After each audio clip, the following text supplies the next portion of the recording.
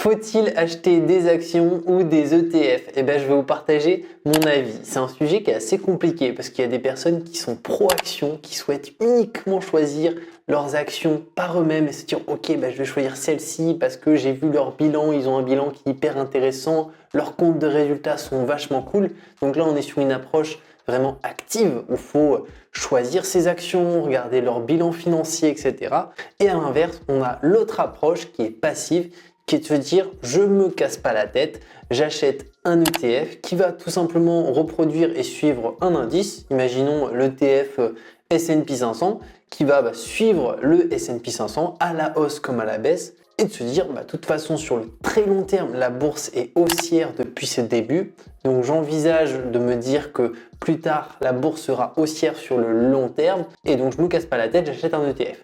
Donc c'est globalement les deux stratégies avec les deux points de vue opposés, action ETF. Personnellement j'ai une préférence mais je vais essayer d'être un maximum objectif et de ne pas avoir de préférence, même si de mon côté je trouve que c'est assez compliqué parce que j'estime qu'il y en a vraiment et une solution d'investissement qui est beaucoup plus intéressante, en tout cas pour 95% des personnes. Pour 95% de la population, il y a une stratégie qui est beaucoup plus intéressante l'une que l'autre. Commençons par les actions. L'avantage des actions. Alors j'ai mis quelques petites notes sur mon ordi pour rien oublier. L'avantage des actions, et le premier avantage, c'est la possibilité de sélectionner ses actions. Donc ça, on peut se dire, waouh, c'est super cool, comme ça, tiens, moi j'aime Apple, je vais acheter Apple, j'aime Tesla, je peux acheter Tesla. Mais le souci avec ça, c'est qu'il y a l'émotionnel qui rentre en jeu. C'est que oui, on peut acheter des entreprises qu'on aime bien, mais l'objectif, c'est pas d'acheter des entreprises qu'on aime bien, c'est d'acheter des entreprises qui fonctionnent, qui gagnent de l'argent. Et donc pour ça, la possibilité d'acheter des actions par soi-même, c'est bien, mais il faut savoir analyser un bilan financier. Et déjà, si on ne sait pas analyser un bilan financier, on peut soit l'apprendre, mais si on n'a peut-être pas le temps de l'apprendre, peut-être qu'on n'a pas envie de se casser la tête à se dire il faut que j'apprenne à lire un bilan. Au-delà de ça, il faut que je regarde exactement comment fonctionne l'entreprise, quelle a été sa performance. Ça prend du temps. Donc déjà, si ça c'est un point où on n'a pas envie de se casser la tête à ce niveau-là, les actions, c'est peut-être pas la meilleure solution, mais c'est un avantage de pouvoir choisir ses actions par soi-même et ne pas se dire tiens, je possède pas forcément ce que j'ai envie, je laisse finalement mon ETF acheter et reproduire un indice, peu importe ce qu'il y a dans l'indice, j'achète, etc., etc. Parce qu'on prend un exemple simple, imaginons le S&P 500, dedans on a des entreprises et il y a peut-être des entreprises qu'on n'a pas forcément envie de soutenir. On se dit tiens, telle entreprise, j'ai pas envie de la soutenir, elle est dans l'ETF. On peut pas dire je veux tout sauf celle-ci. Donc ça peut être un inconvénient d'acheter des ETF, mais qu'on verra un petit peu après. Donc ça c'est le premier avantage pour les actions, possibilité de choisir ses actions. Mais encore une fois, ça nécessite de savoir analyser un bilan comptable, un bilan financier, et au-delà de ça, ça nécessite du temps. Ensuite, ce qu'il faut savoir aussi, et ça c'est un inconvénient pour clairement finalement quelqu'un qui investit dans des actions, c'est qu'un portefeuille d'actions, pour qu'il soit un minimum diversifié, il faut qu'il se compose au moins de 20 actions. Et c'est un grand minimum. Pour que ça soit vraiment diversifié, que ce soit géographiquement, au niveau des secteurs, il faut quand même qu'il y ait pas mal d'entreprises. Et 20, c'est pas un portefeuille non plus énorme. Donc on a quand même 20 lignes sur son compte, sur son courtier. Donc pour moi, ça c'est un point négatif. Ensuite, maintenant les ETF. Donc vous l'avez compris, je suis un peu plus pro ETF et personnellement j'achète que des ETF parce que je trouve qu'il y a quand même beaucoup plus d'avantages. Je vais quand même dire les inconvénients, ne vous inquiétez pas, je ne vais pas dire les ETF c'est miraculeux, non, il y a des inconvénients sur les ETF, je vais vous les dire.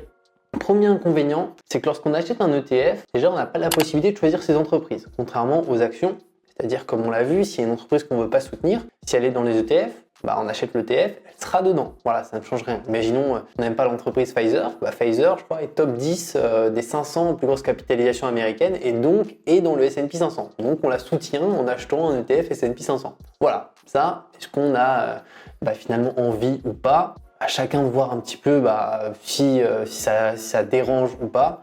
Donc voilà, ça c'est personnel.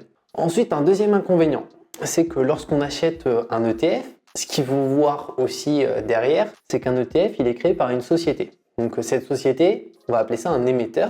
Donc on en a plusieurs. En France, on a Lyxor qui a été racheté par Amundi. Donc Amundi qui est le plus gros émetteur européen d'ETF et français d'ailleurs. Ensuite, on a Xtrackers, on a BlackRock.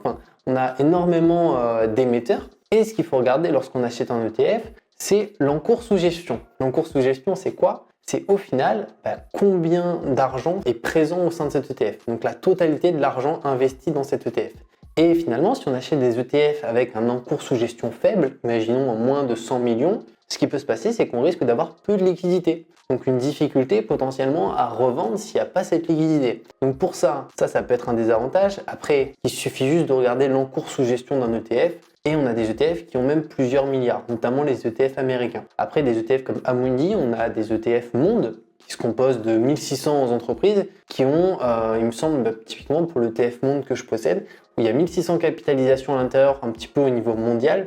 Il me semble qu'il y a 2100 millions à l'intérieur. Il y a énormément d'investisseurs, donc c'est hyper liquide. On peut facilement acheter, facilement vendre. Il n'y a pas ce souci de se dire, ah oui, si je veux vendre, ça va prendre 1 heure, ça va prendre 2 heures. Non, c'est direct. Donc ça, c'est un point qu'il faut vérifier dans le cours sous gestion, qui peut être un inconvénient, c'est-à-dire que si on choisit mal ses ETF, on peut avoir des difficultés par la suite à revendre.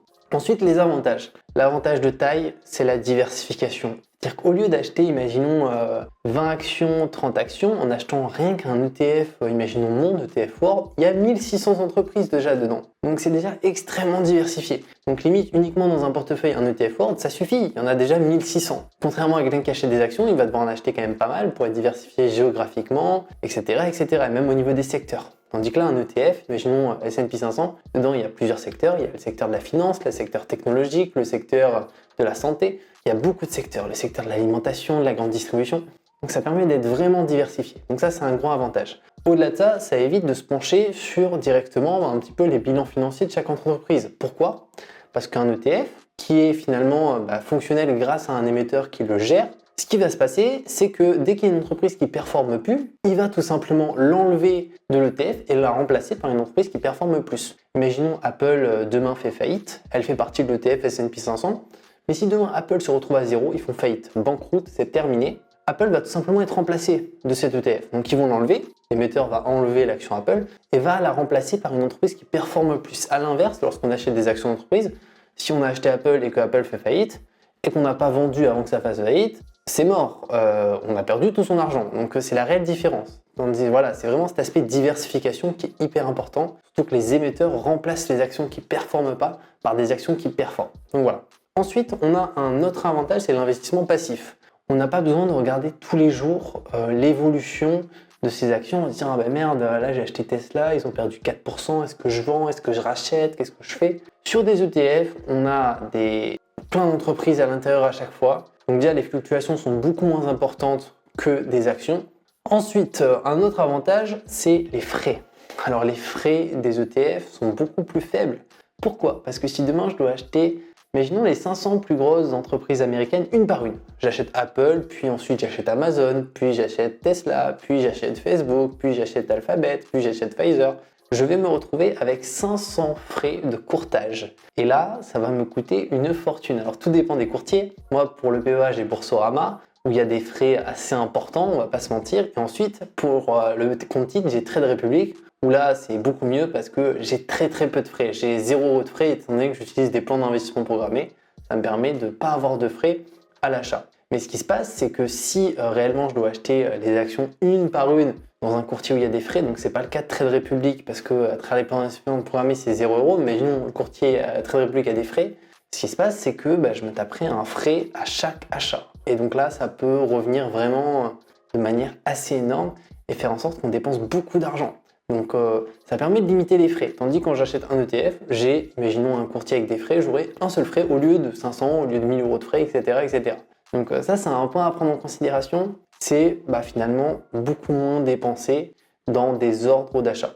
Donc on peut voir que c'est très différent. ETF c'est beaucoup plus passif, beaucoup plus diversifié, ça demande beaucoup moins de temps. Et ensuite en face on a les actions, où là ça demande beaucoup plus de temps parce qu'il faut analyser les comptes de résultats, les bilans d'entreprise. Au-delà de ça, il faut en acheter pas mal pour être diversifié. Et ce qui se passe, c'est que aussi si l'action d'une entreprise fait faillite, elle n'est pas remplacée par une autre entreprise comme dans un ETF. Donc c'est vraiment deux stratégies bien différentes. Moi personnellement, depuis le début, je suis uniquement sur des ETF parce que c'est une stratégie qui me correspond beaucoup plus, en sachant que personnellement, je suis sur une stratégie exclusivement long terme. J'investis sur 15 ans, sur 20 ans, sur 30 ans, sur 40 ans. Mon objectif, c'est de faire jouer les intérêts composés année après année, c'est-à-dire de profiter de l'évolution de la bourse année après année sur 30-40 années afin de maximiser les intérêts composés en faisant du DCA, donc en investissant tous les mois une certaine somme. Donc ça, c'est ma stratégie, chacun sa stratégie, mais moi je le fais uniquement via des ETF très diversifiés comme l'ETF S&P 500, l'ETF Monde, etc., qui sont des ETF avec beaucoup de capitalisation à l'intérieur, beaucoup d'entreprises, afin finalement d'être diversifiés. Pour ça, j'utilise l'application Trade Republic, donc c'est le courtier que j'utilise depuis le début directement pour investir en bourse au-delà de mon PEA, parce que là au moins j'ai 0 € de frais. Si ça vous intéresse d'ailleurs d'ouvrir un compte Trade Republic, je vous mettrai un lien en description et si j'ai oublié, n'hésitez pas à me le dire, parce que vous avez une action, il y a une action offerte jusqu'à 200 € à l'ouverture du compte. Et il faut savoir que c'est un courtier qui est gratuit lorsqu'on investit à travers des plans d'investissement programmés et ça permet d'acheter du coup des ETF, des actions sans frais. Donc c'est quand même quelque chose d'hyper intéressant.